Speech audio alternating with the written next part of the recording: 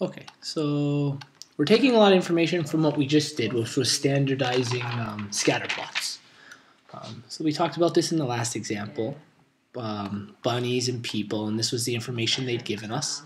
And what we're going to do is get a correlation coefficient. So figure out what type of correlation this has. Is it positive? And when we're talking about correlation coefficients, we're either going to get a coefficient that is negative related, and -1 being strong. So it's a strong correlation, but in a decreasing manner. So I'll put an arrow down, so decrease. Yeah. Okay. And it can go anywhere from -1 to +1, which is again strong, but in an increasing manner.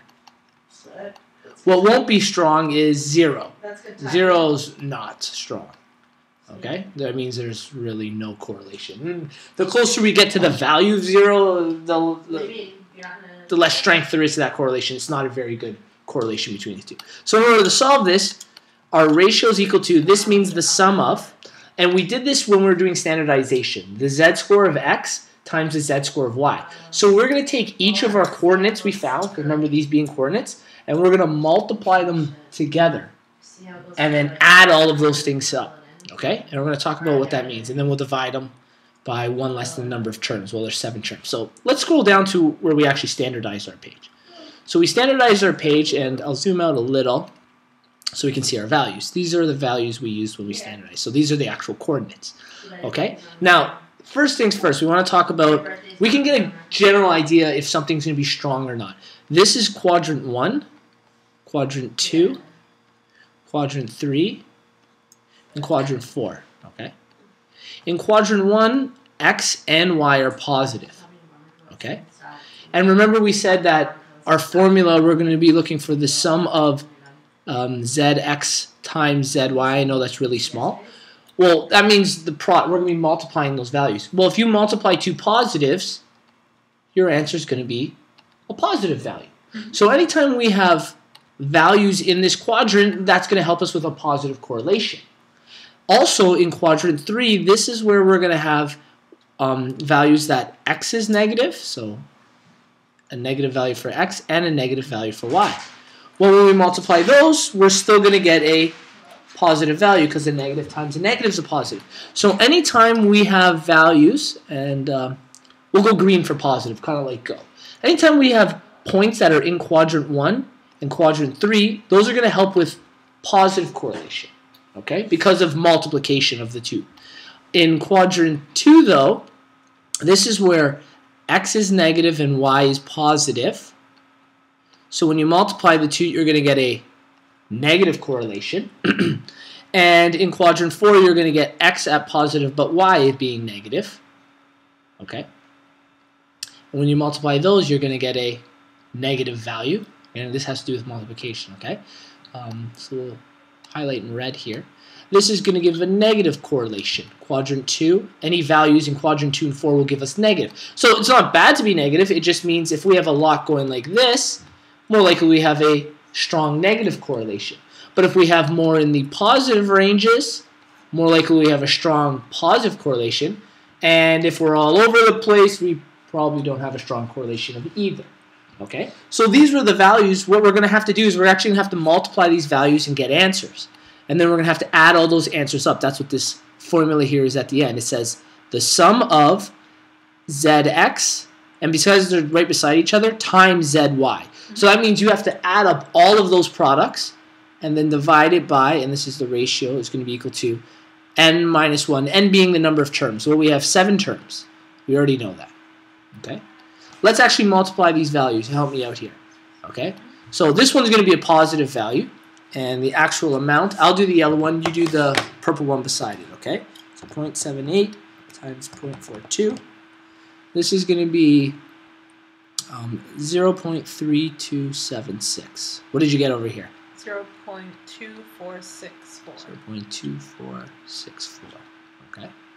I'll do this, you do the one on the right, okay? This is a negative, so I'm going to have a negative value, 1.03 times 0.32, negative 0.3296.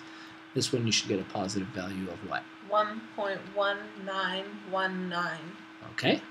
I'll do the turquoise and you do the light blue maybe? Okay. This will be positive. This becomes 1.0934. I got 1.3699. 1.3699. And then this last one is going to give us a negative answer of what? Negative 0.6006. Great. Okay, before we even go about adding these up, let's just kind of look. Remember, the sum of. So this means we're adding. We'll have a positive, a positive, a positive, and a positive, and another positive. So 5 of the 7 are positive. While 2 of them are negative. 2 of the 7 are negative. When we add those, what more likely are we going to end up with what type of correlation? A positive. Yeah, so logically we should be getting a positive correlation. So let's go through this process and actually add them all up.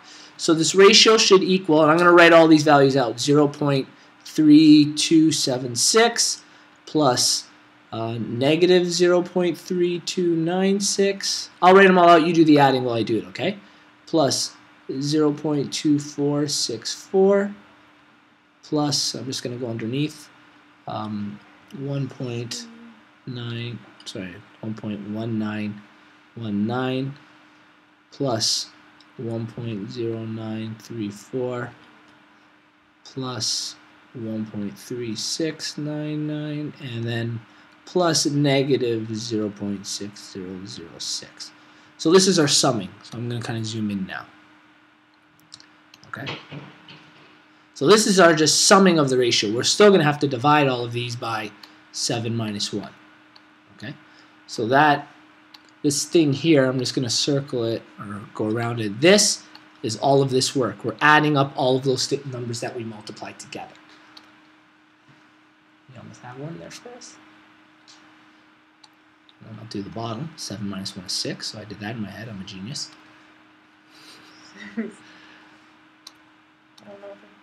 That's fine. It's 3.299. Okay, that's probably right. Okay. In fact, I'm gonna probably guess that's probably exact. 3.299 when we sum it up. Maybe we're a little off, but that logically makes sense because now I want you to divide that number by 6. And what are you gonna get? 0.549. 549. So our ratio is 0.549. It's a positive correlation. So let's zoom out a little. And it's pretty strong. It's 0.5. It's not all the way to 1, but it's kind of there. And that makes sense. If you look at this, we said we had more positive than we had negative. So we have it's somewhat of a strong correlation. It's not perfect. The closer we get to 1, the better. But I guess you could say 0.5 is the decently strong. So medium. Yeah, medium correlation in terms of what we were doing, bunnies and people, right? Okay. Okay. So that's how we go through that process. You got to multiply those numbers together, add them all up, divide by 1 less than the term, and that'll give you your ratio. That's the coefficient, correlation coefficient. It's called. Oh, okay.